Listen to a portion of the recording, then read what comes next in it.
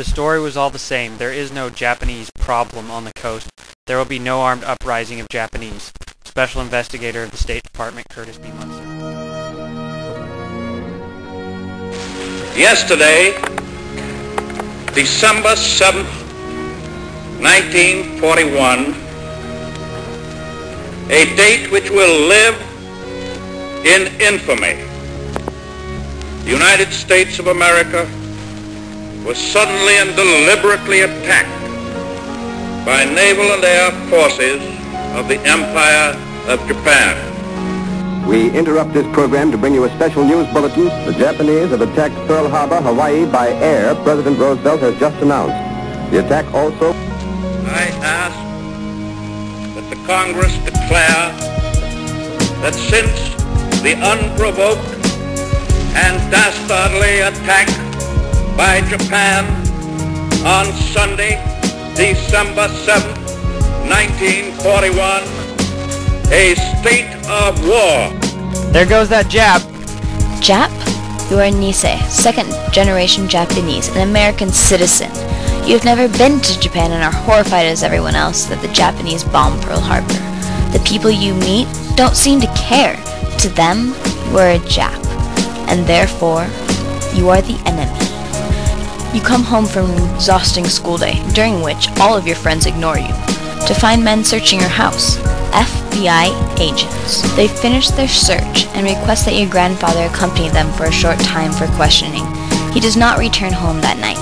The tension in your house is thickened by worry. Days later, you find out that he's been taken to Montana. Will you ever see him again? The answer to the question becomes more uncertain as rumors of mass evacuation spread. Meanwhile, the humiliation of being ostracized from your community grows each day. We do the Japanese too much honor by using for them a term which has been made honorable by the Chinese.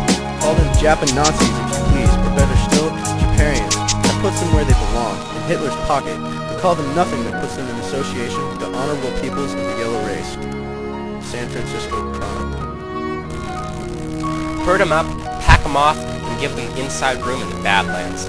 Let them be pinched, hurt, hungry, and dead up against it. Personally, I hate the Japanese. Henry McLemore, the San Francisco Examiner.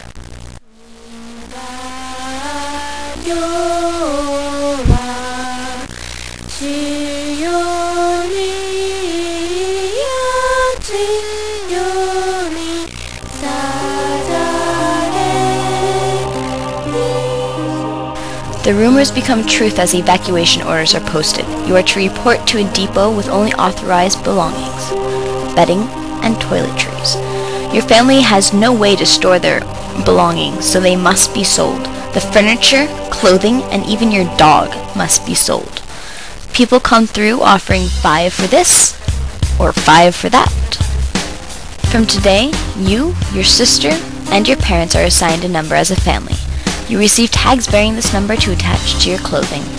Your neighbors, some of the few who have continued to offer support and assistance, drive you to the depot.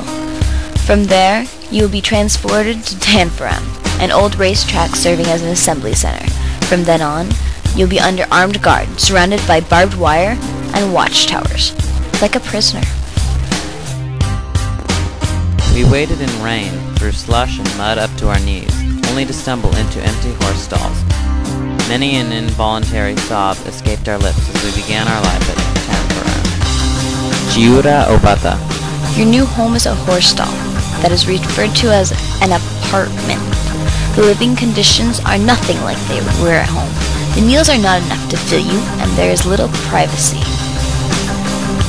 On warm days, it was unbearable in the stalls and barracks. The strength of manual returned with the heat, and this in turn brought back the horseflies.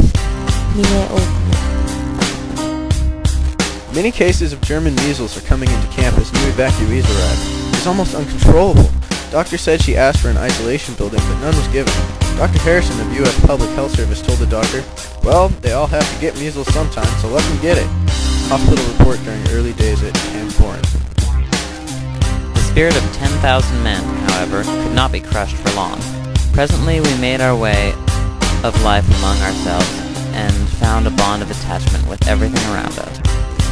But our journey was not yet over. We were soon to say farewell to the community we had helped to build and to the familiar grandstand which towered above. Chiura Obata.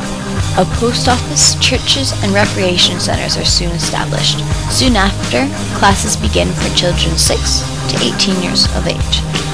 You become fast friends with your new neighbors. A new community is built up behind the barbed wire.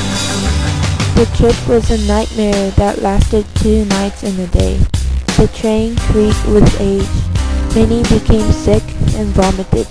The children cried from restlessness. Nothing functioned well on this old relic.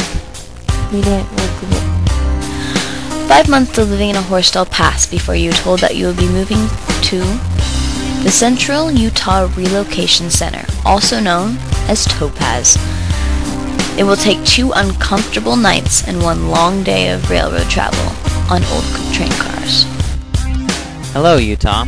But how dry and wild the desert country is. Resting beside the railroad, we girded up our spirits and prepared ourselves for the coming life. Topaz is located in the middle of a desert. The temperature on a typical fall day can range from below freezing in the morning to 80 or 90 degrees Fahrenheit in the afternoon.